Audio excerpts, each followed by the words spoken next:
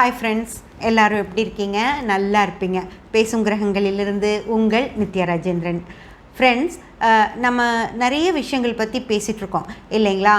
அப்படி பேசும்போது இந்த பணம் அப்படிங்கிற விஷயம் வரப்போ எல்லாத்துக்குமே அந்த சப்ஜெக்ட் பிடிக்கும் இல்லைங்களா? ஏன்னா எல்லாருக்குமே இந்த காலத்தில் எல்லாருக்கும், அதாவது பணம் தேவையில்லை, பணம் தான் ரொம்ப முக்கியம், அப்படி என்ன பேசினாலும் எல்லாருக்குமே நான் பணத்தையெல்லாம் ரொம்ப மதிக்க மாட்டேன், எனக்கு குணம்தான் பெருசு, பணம்லாம் எனக்கு தேவையே இல்லை அப்படியெல்லாம் சொல்லுவாங்க இல்லைங்களா? மனுஷங்க தான் வேணும், பணம் தேவையில்லை அப்படியெல்லாம் சொல்லுவாங்க. ஆனால் அவங்களுக்கும் பணம் தேவை இல்லைங்களா? இன்றைக்கி ஒரு டீ குடிக்கணுன்னா கூட நம்ம கையில் 10 ரூபாய் இருந்தால் தான் நம்ம டீ குடிக்க முடியும். அந்த அளவுக்கு பணம் அப்படிங்கிற விஷயம் ரொம்ப ரொம்ப முக்கியமாயிடுச்சு. அந்த காலத்துலலாம் போய் திண்ணையில் உட்கார்ந்தாலே தண்ணி வேணுங்களா, எதாவது சாப்பிட்றீங்களா, மோர் குடிக்கிறீங்களா அப்படியெல்லாம் கேட்பாங்க. இன்றைக்கி கேட்டு போட்டு வீடு சாத்தி வச்சுருக்காங்க. திண்ணை கூட எங்கேயும் கிடைக்காது. ஒரு நிழலுக்காக ஒரு 10 நிமிஷம் உட்காரலன்னா கூட நம்ம எங்கேயும் உட்கார முடியாது. அப்படியே உட்கார்ந்தாலும் யார் நீ, எதுக்கு இங்கே வந்திருக்க அப்படின்னு சொல்லியெல்லாம் கேட்குற நிலைமைக்கு வந்துருச்சு. அந்த மாதிரி தான் இன்றைக்கி ட்ரீட் பண்ணுறாங்க. அதனால் எல்லார் கையிலையுமே பணம் இருந்தது அப்படின்னா தான் அவங்க மதிக்கவே படுறாங்க இல்லைங்களா? அப்போது அந்த பணம் அப்படிங்கிற விஷயம் எவ்வளோ முக்கியமான ஒரு விஷயம் இல்லையா? அதை பற்றி தான் நம்ம இந்த பதிவில் பேச போகிறோம் ஃப்ரெண்ட்ஸ். ஓகேங்களா? நான் ஒரு பதிவு பார்த்தேன், அதை நான் உங்களுக்கு போடுறேன். அதாவது மணி அட்ராக்ஷன் அப்படின்னு சொல்லி, பணம் அப்படிங்கிறது எவ்வளோ முக்கியம், அந்த பணத்தை நம்ம சேமித்து வச்சுக்கணும், பணம் நம்மக்கிட்ட எப்போவுமே இருக்கணும், அப்போ தான் நம்ம மதிக்கப்படுவோம் அப்படிங்கிறதெல்லாம் அந்த பதிவு சொல்லுது. இது வெளிநாடுகளில் இந்த பதிவு பற்றியெல்லாம் நிறைய பேசுவாங்க. அப்படி பேசும்போது ஒரு பெரிய வீடியோ போடுவாங்க. அதாவது பணம் ரொம்ப முக்கியம், அந்த பணம் சம்பாதிக்கிறதுக்கு நம்ம என்னென்னலாம் பண்ணணும், எவ்வளோ நேர்மையாக சம்பாதிக்கணும் அப்படின்னெல்லாம் சொல்லிட்டு, அந்த பணம் நம்ம தக்க வச்சுக்கிறதுக்கு ஒரு மந்திரம் மாதிரி இந்த மணி அட்ராக்ஷன் அப்படிங்கிற விஷயத்தை நீங்கள் செய்யுங்க, உங்ககிட்ட பணம் தங்கும் அப்படின்னு சொல்லுவாங்க. பெரிய பதிவாக போடுவாங்க. ஆனால் நம்ம நாட்டுக்குள்ளே வரும்போது என்ன பண்ணிடுறாங்க அப்படின்னா, பணத்தை சம்பாதிக்கிறதுக்கு அவங்க சொல்லி கொடுத்தது எல்லாம் கட் பண்ணிவிட்டு சும்மா அந்த மணி அட்ராக்ஷன் அப்படிங்கிற அந்த விஷயத்தை மட்டும் போடுறாங்க. அப்படி போடும்போது மக்களுக்கு பணம் சம்பாதிக்க என்ன பண்ணணும்னு சொல்லி கொடுக்கறதில்ல, ஆனால் பணம் சம்பாதிக்கிறதுக்கு இதை செஞ்சீங்கன்னா உங்களுக்கு பணம் வரும் அப்படின்னு மட்டும் சொல்கிறாங்க ஃப்ரெண்ட்ஸ். அதுதான் இந்த பதிவில் பார்த்தீங்கன்னா, நீங்கள் இதை செஞ்சீங்கன்னா உங்களுக்கு பணம் சேரும் அப்படிங்கிற மாதிரி சொல்லியிருப்பாங்க. நீங்கள் இதை கேட்டுட்டு வாங்க, நம்ம திரும்பியும் பேசலாம்.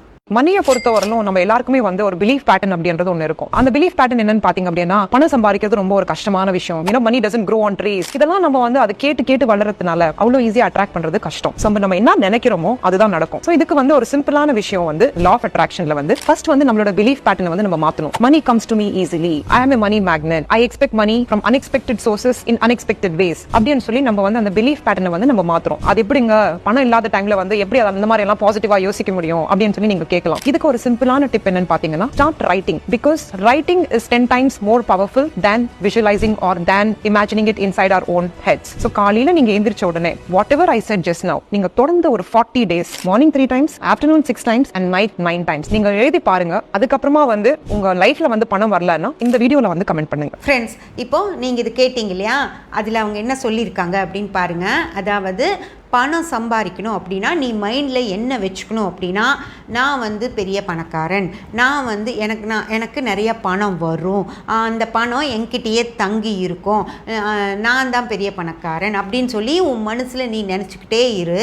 அப்போது உனக்கு பணம் வரும். அப்படி உன்னால் நினச்சிக்க முடியலன்னு வச்சுக்கோ, நீ எழுத ஆரம்பிச்சிரு அப்படின்னு சொல்கிறாங்க. அதாவது காலையில் 3 தடவை எழுது, மத்தியானம் 6 தடவை எழுது, சாயந்தரம் நைட்டு 9 தடவை எழுது, நான் பணக்காரன், எனக்கு நிறையா பணம் வரும், என்கிட்ட பணம் தங்கி இருக்கும் அப்படின்னு எழுதிக்கிட்டே இரு. அப்படி எழுத உன் எண்ணம் முழுக்க அது மேலேயே இருக்கும். ஒரு 40 நாட்கள் எழுதிட்டு பாருங்கள், உங்களுக்கு பணம் வந்துடும். அப்போ நீங்கள் அப்படி வரலைன்னா இந்த பதிவில் கமெண்ட் பண்ணுங்கள் அப்படின்னு கூட சொல்லியிருக்காங்க.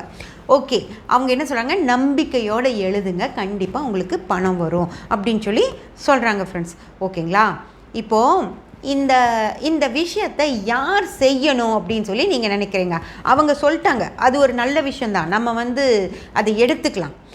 நான் சொன்ன மாதிரி அந்த முழு வீடியோவாக இல்லாமல் பணம் சம்பாதிக்கிறதுக்கு ஒரு வழிகளை சொல்லிவிட்டு அதுக்கப்புறம் அந்த பணம் நம்மக்கிட்ட தங்கி இருக்கிறதுக்கு இப்படி ஒரு விஷயத்த செய்ய சொல்கிறாங்க.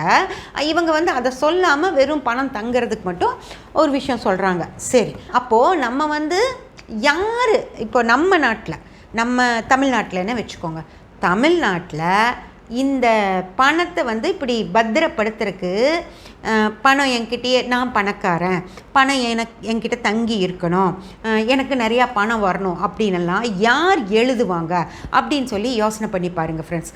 ஏன்னா நமக்கு வந்து வாழ்க்கையில் நேர்மை அப்படிங்கிற விஷயத்த நம்ம முன்னோர்கள், இந்த நாடு, தெய்வம் எல்லாமே சொல்லி கொடுத்துருக்கு. அதனால் நான் பணக்காரனாக இருக்கணும், என்கிட்ட பணம் தங்கி இருக்கணும், அந்த மாதிரி எனக்கு நிறையா பணம் வரும், நான் பணக்காரனாக இருக்கணும், என்கிட்ட பணம் தங்கி இருக்கும் அப்படிங்கிற விஷயத்தையெல்லாம் யார் எழுதுவாங்க அப்படின்னு சொல்லி யோசனை பண்ணி பாருங்கள் ஃப்ரெண்ட்ஸ். உங்களுக்கு ஒரு விஷயத்தை சொல்கிறேன். இந்த மணி அட்ராக்ஷன் அப்படிங்கிற ஒரு விஷயத்தை யார் கையில் எடுப்பாங்க அப்படின்னு பார்த்தா நல்லவங்க. ஓகேங்களா? ஒரு நல்லவங்க அப்படிங்கிறதுல வித்தியாசங்கள் இருக்குது. அந்த வித்தியாசங்களை தான் நான் இப்போ உங்களுக்கு சொல்ல போகிறேன். அதாவது காமராஜர் ஐயா உங்களுக்கு எல்லாத்துக்குமே தெரிஞ்சிருக்கும். அவர் வந்து ஒரு கூட்டத்துக்காக ஒரு ஊருக்கு போகிறாரு. அந்த ஊரில் வந்து அவருக்கு பண முடிப்பு கொடுக்குறாங்க ஃப்ரெண்ட்ஸ். ஓகேங்களா? அதை வாங்கிட்டு அவர் அந்த கூட்டத்தில் பேசி முடிச்சுட்டு கிளம்புறப்போ அவருடைய ஆதரவாளர்களில் ஒருத்தர் சொல்கிறாரு, ஐயா இந்த ஊரில் வந்து ஒருத்தர் இருக்கார், நம்ம கட்சிக்காக நிறையா உழைச்சவர், நம்மளுடைய ஆதரவாளர், அவருக்கு வந்து இப்படி உடல்நிலை சரியில்லாமல் போயிடுச்சு, அவரை சரி பண்ணுறதுக்கு அவங்க குடும்பம் ரொம்ப கஷ்டப்பட்டுருக்கு, அவங்க ஏழ்மையில் இருக்காங்க, அதனால் அவரை காப்பாற்றணும் அப்படின்னா அவருக்கு ஏதாவது கொஞ்சம் பணம் தேவைப்படும், உங்களால் முடிஞ்ச உதவியை நீங்கள் அவருக்கு செஞ்சுட்டு போங்க அப்படின்னு சொல்லி அந்த ஆதரவாளர் சொல்கிறாரு. உடனே இவர் என்ன பண்ணுறார், காமராஜர் ஐயா என்ன பண்ணுறாருன்னா அந்த பண முடிப்பு எடுத்து அவர் கையில் கொடுத்துட்றார். இதை அவங்கக்கிட்ட கொடுத்து அவரை காப்பாற்ற சொல்லுங்கள், அந்த குடும்பத்துக்கு தேவையான ஹெல்ப் பண்ணுங்கள் அப்படின்னு சொல்லி கொடுத்துட்டு அவர் கிளம்புறாரு. அந்த பண முடிப்பை வாங்கிட்டு அவர் போயிடுறாரு. அதுக்கப்புறம் சுற்றி இருக்க வேறு ஆதரவாளர்கள் என்ன கேட்குறாங்கன்னா, ஐயா அவர் சொன்னது உண்மையானலாம் உங்களுக்கு தெரியுமா, எப்படின்னா நீங்கள் பணத்தை எடுத்து அப்படியே அவர்கிட்ட கொடுத்துட்டீங்க, அவர் யாருக்கு கொடுக்க போகிறாரு என்ன எதுவுமே நீங்கள் விசாரிக்கலையே அப்படின்னு சொல்லி அந்த ஆதரவாளர்கள் கேட்குறாங்க.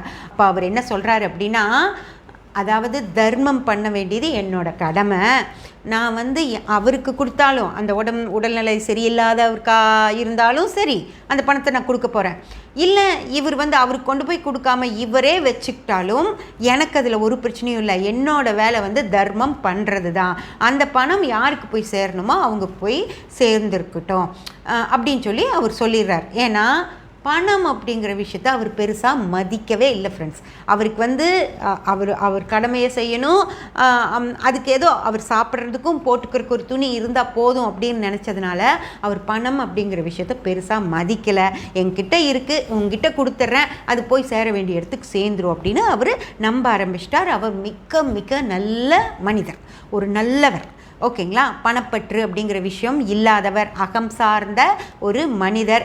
ஜாதக ரீதியாக சொல்லப்போனால் அவர் வந்து ஒரு 1, 5, 9 அப்படிங்கிற ஒரு நல்லவன், குணவான். ஓகேங்களா? இதுதான் காமராஜர் ஐயா. ஓகேங்களா? இப்போது அதே நல்லவர் தான், புரிஞ்சுதா உங்களுக்கு? கெட்டவரெல்லாம் கிடையாது, நல்லவர் தான். ஆனால் அவர் பணத்தை எப்படி பார்க்குறாரு அப்படின்னு சொல்லி பாருங்கள். ஒரு மிகப்பெரிய வியாபாரி இருக்கார் ஃப்ரெண்ட்ஸ், பெரிய ரொம்ப வசதியாக ஒரு ஊரில் எல்லாத்துக்கும் தெரிஞ்ச ஒரு வியாபாரியாக அவர் இருக்கார். அவருக்கு ஒரே ஒரு மகன், அந்த மகன் வந்து கல்லூரியில் படிச்சிட்ருக்காரு. அவர் கூட இன்னொரு பையனும் படிச்சிட்ருக்காரு. அப்போது ஒரு நாள் வந்து பிரின்ஸிபல் ரூமில் இருந்து அந்த பையனை கூப்பிட்டு அனுப்புகிறாங்க. அந்த நண்பரை, இந்த பணக்காரருடைய மகனுடைய நண்பரை கூப்பிட்டு அனுப்புகிறாங்க. அவர் வந்து பிரின்ஸிபல் ரூமுக்கு போனவர் அதுக்கப்புறம் வரவே இல்லை கிளாஸுக்கு. அப்புறம் 2-3 நாள் ஆகியும் அவர் காலேஜ் பக்கமே வரலை. அப்போ இந்த பையனுக்கு என்னென்னா அவர் வந்து நிறையா நல்லா படிக்கிற பையன், அதனால் நிறைய விஷயங்களை இந்த பணக்காரருடைய பையனுக்கு சொல்லி கொடுப்பார். அதனால் இப்போ இவருக்கு தேவைப்பட்டார், அந்த பையனை காணுமேன்னு சொல்லிட்டு அவர் தேடி போய் அவர் எங்கே இருக்காரோ பார்த்து ஏன் காலேஜுக்கு வரல அப்படின்னு சொல்லி கேட்குறாரு. அப்போ அந்த பையன் சொல்கிறான், இந்த மாதிரி ஃபீஸ் கட்டாததுனால பிரின்ஸிபல் வந்து என்னை ஃபீஸ் கட்டிட்டு காலேஜுக்கு வர சொல்லிட்டாரு, எங்கள் வீட்டில் இப்போ ஃபீஸ் கட்டுற நிலைமை இல்லை, அதனால நான் வரல அப்படின்னு சொல்லி சொல்கிறாரு. உடனே இவர் சொல்கிறாரு, அப்படியே பரவாயில்ல வா எங்கள் அப்பா கிட்ட சொல்லி நான் உனக்கு ஃபீஸ் கட்ட சொல்கிறேன்னு சொல்லி கூட்டிகிட்டு போகிறாரு ஃப்ரெண்ட்ஸ்.